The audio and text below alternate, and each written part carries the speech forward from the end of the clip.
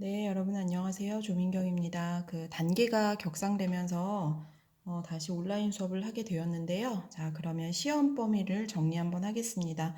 우리 8단원 1, 2, 3 하고 문법 나간다고 했었잖아요. 높임 표현에 대한 거. 그 다음에 뭐 시간이나 피동, 사동, 그쵸? 인유 이런 것들이 10문제 정도 나오고요. 그 다음에 지금 정리하는 8단원 이렇게 학습지 3장 에서 20문제 요번에 지필고사가 출제됩니다. 처음 보시면 점심 누구와 함께 할 것인가 이거 기억나시죠? 이거 저번 시간에도 한번 했었어요. 자, 아침, 점심, 저녁 식사의 특징에 대해서 나왔어요. 제일 중요한 건 점심이었죠. 아침 식사의 특징은 누구와 먹는다? 그렇지. 첫 번째, 가족들과. 두 번째는 여기는 좀 간략하게 정리가 됐네. 첫 번째는 가족들과, 두 번째는 간단하게 끼니 정도로 때우고, 세 번째는 이도저도 아니면 굶게 된다. 이게 아침 식사의 특징이었고요. 저녁 식사의 특징은 저녁은 여러 사람과 대부분 같이. 이게 저녁 식사의 특징이었어요. 아침과 저녁 식사의 특징. 자, 2번 문제 보시면 점심이 나왔죠. 우리 제목이 점심 누구와 함께 할 것인가기 때문에 2번 문제에 주목을 해보세요. 점심의 특징은 첫 번째, 대부분 바깥에서. 두 번째, 사회적. 자, 어떤 거? 사회적, 사교적 성격이 짙다. 그치? 그 다음에 세 번째가 뭐 있었지? 대부분 밖에서. 그치? 남이 한 음식을 나와 내가 아닌 가족이 아닌 다른 사람과 먹어서 사회적 사교적인 성격이 짙다라고 했습니다. 3번 문제 보시면 오늘날 점심 모습을 보면 대부분 누구와 먹는지에 따라서 그 사람이 직장을 다니는지 아니면 미취업자인지 아니면 직장이 없는 실직자인지 이런 것들을 알 수 있다 그랬지. 이런 것들이 드러난다라는 건 그 사람의 친소 관계라고 얘기를 할 수 있어요. 그 사람이 누구와 친한지, 사회적 위치가 어떤지. 자, 이런 것들은 점심을 통해서 드러난다. 친소 관계를 가늠하게 하고 직장인들의 점심, 미취업자, 실직자. 자, 이런 사람들은 밥을 같이 먹을 사람이 없어서 서럽고 외롭고 그다음에 황혼기 나이 드신 분들 고령 사회로 접어들면서 황혼기에는 궁핍하고 쓸쓸한 식사를 하게 된다. 4번. 자, 오늘날의 문제는요. 홀로 사는 노인, 즉 독거노인이 증가한다. 왜? 우리 사회에 되게 심각한 문제지. 고령화 때문에 점심의 질이 하락되고 있다. 그치? 이거를 갖다가 시를 넣어서 얘기를 했습니다. 5번에 자, 이 글의 설명 방법은요. 자, 예시의 방법을 썼어요. 자, 예시 꼭 알고 있으라 그랬죠? 어디에 예를 들었어? 첫 번째, 일본의 예를 들었고 두 번째, 미국의 예를 들었지. 일본은 어떤 걸 있었어요? 생활 공유 거주 공간. 미국의 경우는 어땠냐? 학교를 개방한 사례를 들었다. 그치? 자, 이렇게 사례로 제시했다. 6번 문제, 이 글을 통해서 글쓴이의 해결 방안을 보면은요, 혼자 점심을 먹어야 한 사람들이 함께 어울려 점심을 먹을 수 있도록 관청이나 지역사회, 우리나라의 지역사회, 자, 존재의 다양한, 쉬고 있는 공간을 한자로 유휴라고 합니다. 유휴 공간을 우리나라도 활용을 해야 한다. 일본과 미국처럼 우리나라도 이런 공간을 활용을 해야 한다라는 것을 얘기하고 있습니다. 7번에 자, 이 글은요. 시평이라고 하는 글로서 성격은 설명을 하고 있고요. 분석. 자, 오늘날 우리나라의 식사 문화를 통해서 우리의 사회 모습을 끄집어냈잖아. 분석, 그 다음에 일본과 미국의 예를 들어 예시. 자, 제재는 점심 내지는 점심 식사에 관한 것이며 이 글을 통해서 하고 싶은 주제는 점심을 통해서 한국 사회에 소통의 문제점이 있더라. 그 다음에 그거에 대한 해결 방안까지 제시했다. 9번에 자, 이 글의 특징은요. 사회적 문제와 그에 대한 해결책을 제시하고 있으며 자, 구체적인 사례를 들어. 사례, 이 레자가 예시잖아요. 구체적인 예를 들어서 이 예를 돕고 있다. 그쵸? 그 다음에 10번에 보면 읽기를 통해서 자신이나 사회가 안고 있는 문제를 해결할 수 있어요. 자, 뭐를 발견하냐? 그거에 대한 실마리. 우리 사회가 이런 문제가 있는데 그 문제를 자, 읽기를 통해서 해결할 수 있다. 자, 직관과 깨달음을 얻을 수 있다. 11번. 자, 글을 깊이 있게 읽기 위해서는 글쓴이의 생각과 견해를 무조건 받아들이면 안 돼요. 어떻게? 글쓰기에, 글 읽기에 가장 기본이지. 자, 비판적으로 읽는다. 그 다음에 자, 창의적인 태도와 창의적인 방안도 한번 생각을 해봐라. 자, 여기 보면은요, 요런 문제들이 이 글의 내용과 관련이 있는 것, 없는 것 고르는데 중요하게 출제가 되었습니다. 자, 그 다음에, 자, 두 번째, 보시면 8단원 두 번째는 얘들아, 이칠 권리와 알 권리에 대한 얘기예요. 자, 이것도 이렇게 해서 같이 보겠습니다. 자, 이 글은 자, 처음, 중간, 끝 이렇게 나와 있어요. 그쵸? 자, 처음, 중간, 끝으로 나와 있는데요. 처음에는 운을 띄웠어. 뭐라고 운을 띄웠냐? 자, 우리는 현재를 살아가게 하는데 과거의 일을 잊기 때문에 현재를 다시 시작할 수 있다. 잊는다라는 망각이라고 하는 말을 여기서 얘기해 주면서 과거에서 벗어나 현재를 살아가게 하는 원동력이 된다.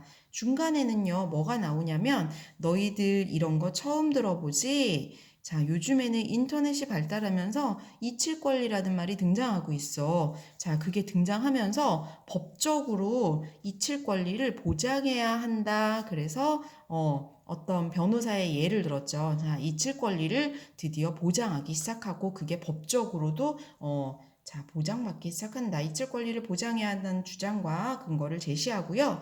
자, 뒤에 보면 이칠 권리에 반대되는 그래서 알 권리라고 하는 게 나오죠. 각각 주장과 근거를 제시했어요. 이칠 권리도 주장을 하면 그거에 대한 근거를 제시했고요. 알 권리도 그거에 대한 주장에 대한 근거를 제시했습니다. 자, 3번에 보면 이칠 권리와 알 권리 중에 어떤 게 더 중요한지 자, 여기에선 알려주지 않았어. 그냥 각각의 장단점을 알려줬어. 우리한테 결론적으로 어떤 게 더 좋은지 너희가 한번 생각해봐 라고 권유하는 글입니다. 그래서 문제에서 뭐 결론을 알려줬다.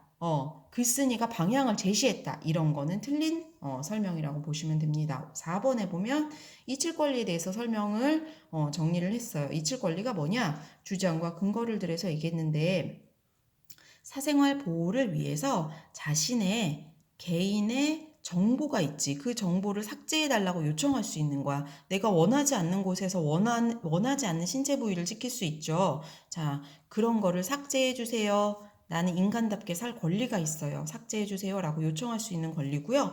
자, 그거에 대한 근거로서 이거 왜 삭제해야 되냐면요. 인터넷이라고 하는 특성 때문에 한번 돌기 시작하면 내 힘으로 지울 수가 없어요. 왜냐하면 지우는 속도보다 퍼지는 속도가 빠르다라고 그랬죠. 개인이 지우기엔 한계가 있기 때문에 삭제해달라고 요청할 수 있는 잊힐 권리가 이제 나오기 시작했어. 그랬더니 사람들이 가만히 보고 있다가 아니야, 안 돼. 자, 잊힐 권리에 반하는 드디어 알 권리가 나오는데요. 알 권리가 뭐냐면 불법적인 정보가 길 수도 있지만 아닐 수도 있어요. 어떤 사람의 정보를 찾아보고 그에 대해서 판단을 하는 것은 우리의 권리인데 판단할 자유도 없이 잊힐 권리 때문에 정보가 막 삭제되면 그 또한 문제다. 그거에 대한 주장과 근거가 나가고 있어요. 그래서 근거를 보면 첫 번째, 당사자가 원하지 않는다는 이유로 개인의 정보를 삭제하는 것은 지나친 정보를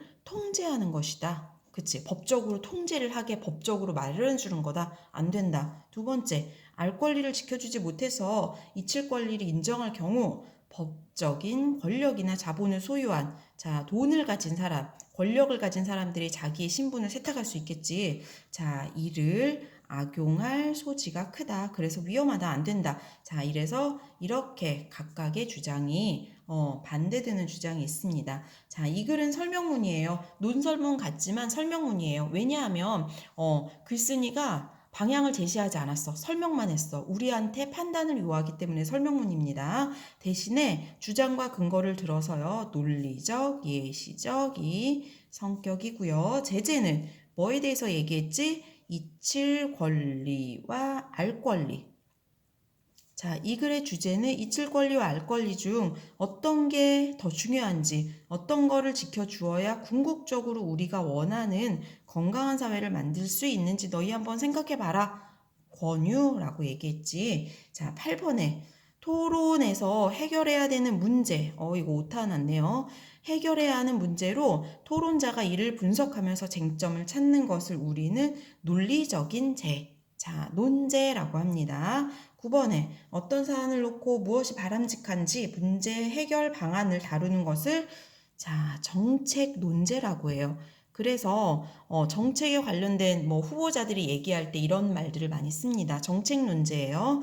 문제의 심각성, 제시된 방안의 문제 해결 방안, 문제 해결의 가능성, 실현 가능성, 자, 방안의 실행에 따른 효과 및 개선의 이익을 필수 쟁점으로 여기게 되는 거. 자, 이런 것들은 논제라고 하는 거를 바탕으로 얘기를 할 때 나옵니다. 10번에 자, 설득하는 글을 쓸 때에는요. 누구를 생각해라? 자, 그렇지. 독자.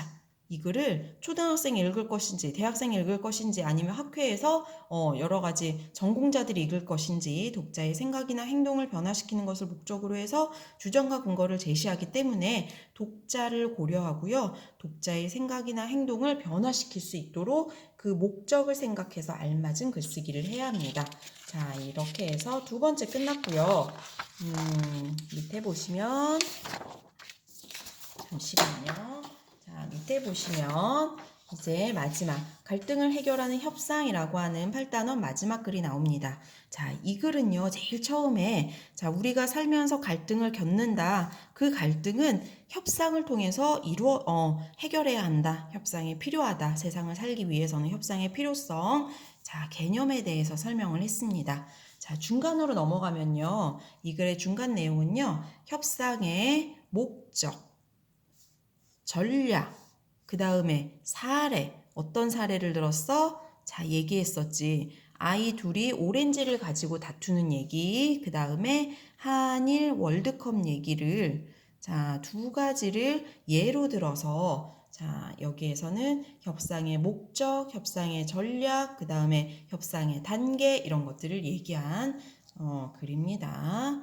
밑에 보면 3번의 끝부분에서는요. 협상에서 상대방을 어떻게 자, 우리가 협상을 잘하기 위해서 단계, 전략, 뭐 자세 뭐 이런 거 나왔잖아. 그치? 자, 얘기를 엄마를 예로 들어서 얘기했었어요. 자, 끝부분에서는요. 협상을 잘하기 위해서는 내가 즉 얘기를 듣는 사람의 상대방을 설득시키기 위해서는 얘들아 내용도 중요하지만 그보다 더 중요한 게 뭐라 그랬지? 태도, 즉 자세라 그랬잖아. 왜냐하면 그 사람을 배려하고 조심스럽게 대하는 태도, 자세가 중요하다라는 걸 얘기했습니다. 자, 4번도 중요하다라 그랬어요. 협상의 단계는 제일 처음에 협상의 시작, 그 다음에 조정을 통해서 해결하는 단계, 3단계로 이루어집니다. 그러면 5번에 협상의 시작을요, 보겠습니다. 시작은요, 갈등이 뭔지, 자, 그 원인을 분석해. 왜 갈등이 이루어지는지 원인을 분석하고 문제를 해결할 수 있는지 그 가능성을 한번 확인을 하는 게 이제 협상의 제일 첫 번째 단계. 두 번째 단계는요, 조정하는 단계예요. 조정할 때에는 상대의 처지, 관점을 이해하고 구체적인 제안을 하고 대안을 제시하고 검토하고 입장의 차이를 좁히는 조정의 단계입니다. 입장의 차이를 좁힌다라는 게 조정이죠. 7번. 자, 협상의 마지막 단계입니다. 해결의 단계에서는요. 자, 서로 너에게도 좋고 나에게도 좋은 자, 타협과 조정을 통해서 문제를 해결하고 합의합니다. 8번에 보면은요. 협상의 전략에서 협상은 자, 준비를 철저히 해야 돼. 첫 번째, 준비를 철저히 해라. 그치. 그 다음에 인내하는 태도를 가져라. 그치. 두 번째, 그 다음에 창조적인 태도로 임해라. 마지막에, 목표를 향해서 절제하고, 그쵸. 뭐라 그랬지? 협상의 방법. 그치. 그 다음에, 자세. 뭐 이런 거를 습득해라 라는 얘기를 네 번째로 얘기했어요. 자, 이 글은 설명문입니다. 자, 마찬가지로 피파와 오렌지를 예로 들었기 때문에 예시고요. 분석적입니다. 제재는요. 뭐에 대해서 얘기했어 얘들아? 그렇지. 협상. 우리가 살아가면서 갈등을 통해서 이루어지는 협상이고요. 주제는 협상을 통해서 이루어지는 갈등을 해결하고 결과적으로 관계를 유지하는 겁니다. 자, 11번. 이 글의 특징은요. 구체적인 그치? 예시. 사례를 들었어요. 글을 전개하고요. 독자의 이해를 돕고 있다. 12번에 자, 협상은요, 개인이나 집단 간의 의견 차이와 갈등이 생길 시에 당사자 또는 집단의 대표가 합의를 해요. 그래서 어떻게 하냐? 그 문제를 해결하는 방법을 찾는 의사소통의 방법을 협상이라고 합니다. 밑에 11번. 성공적인 협상이 뭐냐? 문제를 해결하는 거예요. 그래서 참여한 사람 한 명? 아니, 양쪽. 그치? 참여를 한 사람 모두가 만족할 수 있는 결과를 이끌어내는 게 성공적인 협상입니다. 그렇죠? 누구 한 명만 좋으면 그거는 올바른 협상이 아니에요. 일방적인 이득입니다. 14번에 협상을 통해서 문제를 해결하면 상대방과 원만한 갈등 이전의 관계를 유지하고 갈등 상황도 개선할 수 있습니다. 이렇게 해서 8단원을 정리 한번 해봤고요. 다음 시간에는 문제로 다시 한번 정리해 드리겠습니다.